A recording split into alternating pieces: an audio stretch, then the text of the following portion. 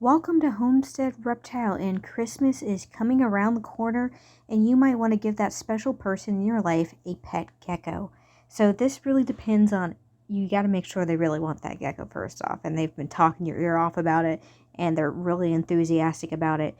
But I will recommend you stop and think again and not give them that pet gecko. So thinking about me, who is enthusiastic about geckos, I wouldn't care if someone bought me a gecko and they just gave it to me. It could be a gecko I completely don't want. I want to look at the gecko, I want to hold the gecko, and I want to see if I really want it. So I've had this happen to me because I'm also in the fish hobby where, not on Christmas, but birthdays, people will give me fish. And it's a fish I do not want. It's a fish that won't work with my aquarium community. And it's like, I'm stuck with this fish. So don't go out and grab a gecko. I would suggest you either get the supplies for the gecko. You can pick up food. You can pick up cups. They're little food cups, fake plants, living plants if they want to try bioactive. The enclosure. You can pick up all the supplies for that person, and they will be really happy with it. Especially if they told you they want to start out with the baby.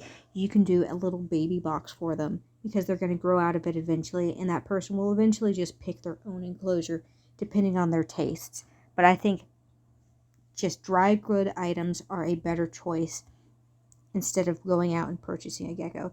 And if you still have your heart set on you want to gift them that gecko, I would suggest instead of gifting them the gecko, you take them out to an expo. So if they're a first-time reptile owner, or they're an old hat in reptile keeping, who won't want to go to an expo if you're enthusiastic about reptiles?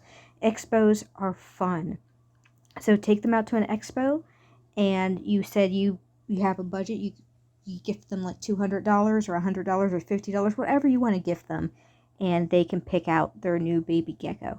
Then a second suggestion, if say expos are really difficult for you to get to, or they don't come around as often for you as they do for other people, you can go for a mom and pop shop that sells crested geckos. And if you can't find one of those, the last choice I would suggest are big box pet stores. So big box pet stores, PetSmart most of the time, and Petco will have crested geckos. And I'm not going to say they're all bad. So I've seen some that are horrible, and I've seen some that are really good. So you're going to have to go on your own discretion to pick out which ones are good and which ones are bad.